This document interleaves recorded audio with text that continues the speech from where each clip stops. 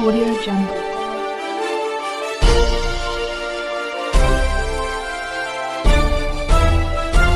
Audio Jungle. आप देख रहे हैं CRS न्यूज सच के साथ भदोही से राजेश जायसवाल की खास रिपोर्ट। भदोही के राजपुरा में जमकर हुई फूलों की होली हरे कृष्णा हरे राम के बीच हर्षो उल्लास के साथ मनाई। होली इस्कॉन भदोही द्वारा आयोजित किया गया था। कार्यक्रम हजारों भक्तों ने लिया भाग। इस्कॉन वाराणसी के प्रमुख अच्युतानंद प्रभु गीता के 5 संदेश से भक्तों का किया मार्गदर्शन।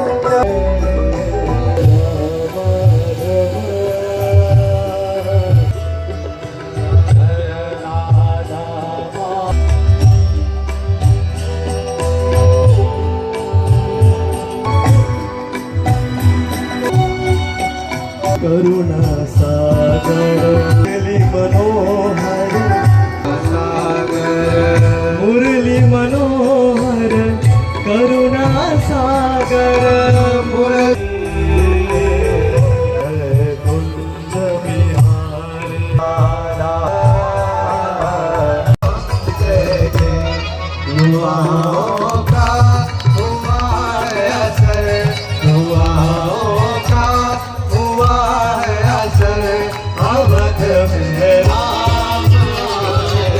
राक्षस प्रजाति से आया है। तो संत आए, उनका नाम था श्रीपाद माधवेंद्रपुरी। ये जो माधवेंद्रपुरी जी थे, ये 13वीं 14वीं सदी में थे, आज से लगभग 600। उन्होंने कहा प्रभु बताइए आप जो आपकी सेवा हो, जो आपकी आज्ञा हो, मैं तुरंत करूंगा। प्रेम से ग्रहण किया कि भगवान स्वयं लाके देंगे। अब ध्यान से सुनिएगा उसके बाद क्या होता है, बड़ा महत्वपूर्ण बात है। रात्रि को जब वो विश्राम कर रहे थे, थोड़ी देर ही विश्राम कर रहे थे, तो भगवान का नाम लेते रहते थे, तो उनके स्वप्न में वही बालक आया और उस बालक ने कहा हे बाबा। और माधवेंद्र करे हे प्रभु, आप तो मेरे प्रभु हो, आप तो मेरे सदैव पूजनीय प्रभु हो, और आप स्वयं आके मेरी सेवा कर रहे हो। अरे मुझे आपकी सेवा कि मैं तो वृंदावन से नहीं हूँ, क्या भगवान मुझे शरण देंगे? अरे पूरे भारत में आप कहीं पर भी चले जाइए, आप पूर्व में जाएंगे तो जगन्नाथ जी हैं, पश्चिम में जाएंगे तो द्वारकाधीश जी हैं, दक्षिण में जाएंगे तो तिरुपति जी हैं, वो भी कृष्ण ही है, राम ही है ना। हर जगह भगवान मौजूद है, अलग अलग रूपों में। वो तो कृपा देने के लिए एकदम उत्सुक हैं। जब बादल वर्षा देता है तो किसी में वो नहीं करता है कि इसको देना है उसको नहीं देना है, सबको देते हैं, है ना। भंडारा होता है मंदिर में, सबके लिए होता है। मंदिर सभी का घर है, क्योंकि भगवान सभी के परम हितैषी हैं। तो इस तरह से जब हम भगवान का नाम लेते हैं जोर से, तो भगवान हमेशा हमें कृपा देने के लिए आतुर रहते हैं। और दूसरा, भगवान का संग कैसे हम करते हैं? भगवान की कथा श्रवण करते हैं। तो आइए भगवान की कथा श्रवण करते हैं। कर दिया। कोई बोला कि मैं पत्थर लेकर आऊंगा, पत्थर का बंदोबस्त करूंगा। कोई बोला कि मेरी सारी टीम है, हम सब आके जो है इसको बड़ा सुंदर स्वरूप दे देंगे। कोई बोला कि मैं जो सारे भगवान के वस्त्र है, अलंकार हैं, उन सभी की व्यवस्था करूंगा। दूसरा बोला कि भगवान की सेवा में जो चंदन है, पुष्प की आवश्यकता होगी, तो मैं एक बहुत अच्छे गार्डन जो है उसको बनाना प्रारंभ कर देता हूँ। और सभी भक्तों ने मिलजुल के वहां पर जो है कि हम ये लेकर आएंगे, वो लेकर आएंगे। जैसे हमारा हाथ है, इस हाथ में 5 उंगलियां हैं, सभी मिलजुल के, है ना। देखो एक एक उंगली में इतना वो नहीं है, इतना सामर्थ्य कि ये कुछ कर पाए। उल्टा ऐसे ऐसे करेंगे तो उंगली टूट जाएगी कुछ समय में।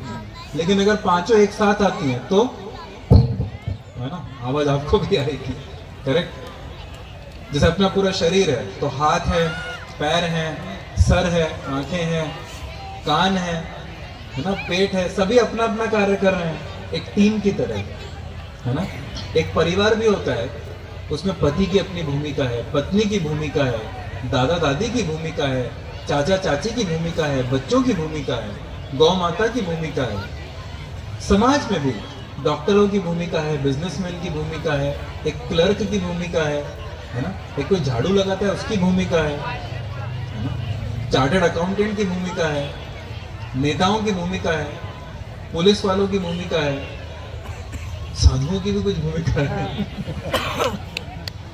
ना। आप सब्जी में थोड़ा सा कुछ राई डालते हैं, 1 किलो सब्जी में शायद 1 ग्राम राई, लेकिन उस राई की भी भूमिका है। उस राई के बिना वो सब्जी इतनी अच्छी नहीं लगेगी, है ना। नमक डालते हैं थोड़ा सा, दिखता भी नहीं, उसकी भी भूमिका है। तो जब हम लोग टीम के रूप में एक साथ आते हैं, कि ये है ना भगवान को अर्पित की हुई माला, पुष्प माला, इसमें हर पुष्प की अपनी एक भूमिका है ना। तो आज हम सब एक साथ हैं। ये लोग इतना अच्छा कीर्तन कर रहे थे, लगभग 8-10 भक्त थे। तो 8-10 भक्त अलग अलग वाद्य बजा रहे हैं, लेकिन उस अलग अलग वाद्य की अपनी अपनी। आप एक बीज आता है, कुछ समय बाद उसमें कितने सारे फल फूल लगते हैं। ये कैसे आया? किसने उसको वहां जो है भगवान के नाम में, भगवान के ध्यान में लीन हो गए। और एक समय की बात है कि एक छोटा बालक आया, 5-6 साल का, बड़ा पात्र लेकर आया था। छोटा मत पी जाइए। तो बाबा बोले ठीक है। और इतना सुंदर बालक था, इतना मीठा बोल रहा था, इतनी मिठास कभी बाबा ने जीवन में अनुभव ही नहीं करी थी। तो लड़का चला गया और फिर जो है उसे ग्रहण करने लगे। और उस दूध को जैसे ही उन्होंने पहला घूंट ग्रहण किया, उनके पूरे शरीर में तो टेस्ट था। कभी उन्होंने ऐसा कुछ टेस्ट किया ही नहीं था।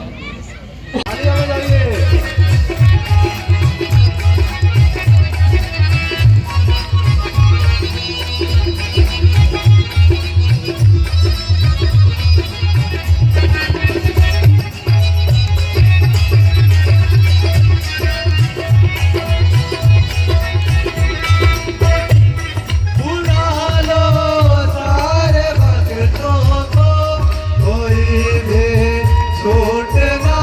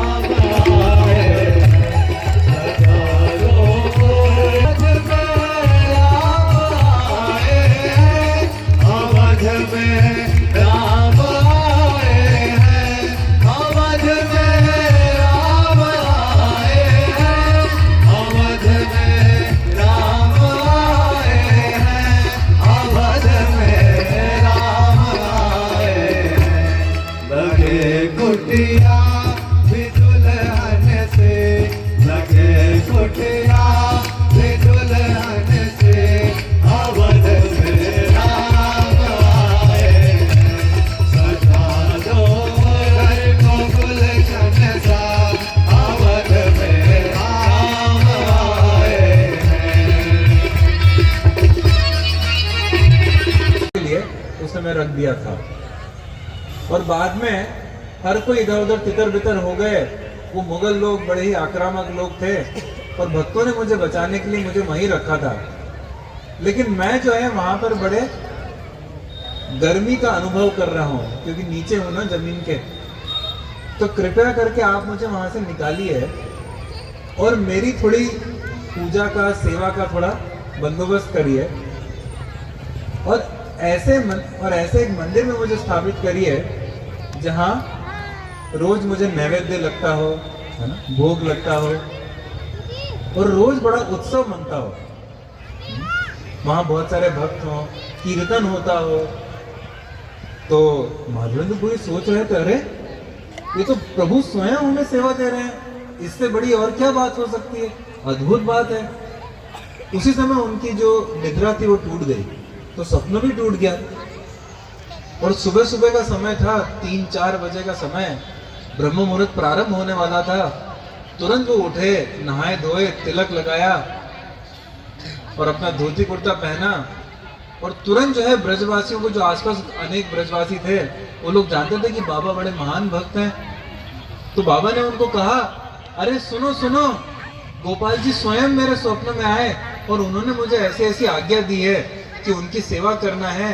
वो कई समय से जमीन के नीचे है। तो सभी भक्तों ने सोचा, सभी ब्रजवासियों ने, तो सरल स्वभाव के थे, उन्होंने कि बाबा ने कहा है तो अवश्य सत्य होगा। तो उन्होंने कहा कि कहाँ है वो जगह, कहाँ है वो स्थान। तो बाबा ने बताया, चलो चलो। और कुछ ही देर में वो पहुंच गए गोवर्धन पर, उस स्थान में। उस स्थान पर पहुंच के उन्होंने कुछ समय सभी ने मेहनत करके उसको खोदा और कुछ ही समय बाद उनको अत्यंत सुंदर स्वरूप के, विग्रह स्वरूप के दर्शन हुए। एक इतने सुंदर सुकोमल ऐसे गोपाल जी का स्वरूप जिन्होंने गोवर्धन को धारण कर रखा था अपने बाएं हाथ के छोटी उंगली के ऊपर। एक दिन मान इंद्र को मारियो, नख ऊपर गोवर्धन धार्यो, नाम पढ़ियो गिरिधारी राधे श्याम श्याम श्याम। ये गिरिधारी थे जिन्होंने गोवर्धन को अपने बाएं हाथ की छोटी उंगली के नख के बिंदु के ऊपर धारण किया था। क्यों? इंद्र के मान को भंग करने के लिए और सारे ब्रजवासियों को प्रेम का आदान प्रदान देने के लिए। और यही गिरिधारी का, यही गोपाल का जो एक साक्षात स्वरूप इनके सामने था, उन्होंने तुरंत उनको यमुना जी के जल से जो है अभिषेक दिया और उनको एक बहुत अच्छे स्थान पर, एक बड़ी ऊंची चट्टान पर उनको। हरे कृष्णा। आज क्या है कि होली का त्यौहार नज़दीक आ रहा है तो लोग रंग की होली खेलते हैं, लेकिन हम लोग क्या है आध्यात्मिक होली खेलते हैं, फूलों की होली जो प्राकृतिक होता है। इसमें न तो कोई केमिकल है, कुछ नहीं है। दूसरी चीज़, हम लोग हर त्यौहार को भगवान के नाम से जोड़ते हैं। जैसे फूलों की होली है, लेकिन यहाँ पे हरिनाम संकीर्तन हो रहा है, कृष्ण कथा हो रही है, भक्त एक दूसरे से मिल रहे हैं, एक दूसरे के साथ डांस कर रहे हैं। तो ये सब एक तरह से होलीमय माहौल है, लेकिन वो क्या है आध्यात्मिक तरीके से। हरे कृष्णा। तो हम लोग ऐसे ही पूरे प्रभुपाद जी जो मिशन दे के गए हैं कि पूरे विश्व में हरिनाम का प्रचार हो। जैसे कि चैतन्य महाप्रभु कहे हैं कि हरे रनाम हरे रनामय केवलम कलौ नास्ते नास्ते नास्ते रे गतिर अन्यथा। कि इस कलयुग में हरिनाम के अलावा जीव का उद्धार करने का कोई रास्ता नहीं है, नहीं है, नहीं है।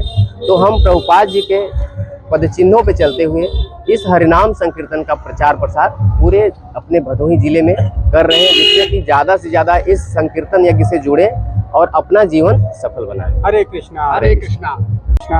आज डॉक्टर राजकुमार सर द्वारा बहुत ही अच्छा कार्यक्रम भगवान श्री कृष्ण और राधा रानी का कीर्तन कराया गया। जो होली के पर्व पे, रंगों का त्यौहार जो हम लोग होली का पर्व मनाते हैं, उसके उपलक्ष्य में हम लोग यहाँ पे फूलों की होली मनाए और कीर्तन किए, भगवान का कीर्तन किए, भगवान के बारे में, अध्यात्म के बारे में सीखे और यहाँ का प्रसाद ग्रहण किए। हम लोग बहुत खुश हैं कि इस तरह के कीर्तन वगैरह होते रहें। हरे कृष्णा।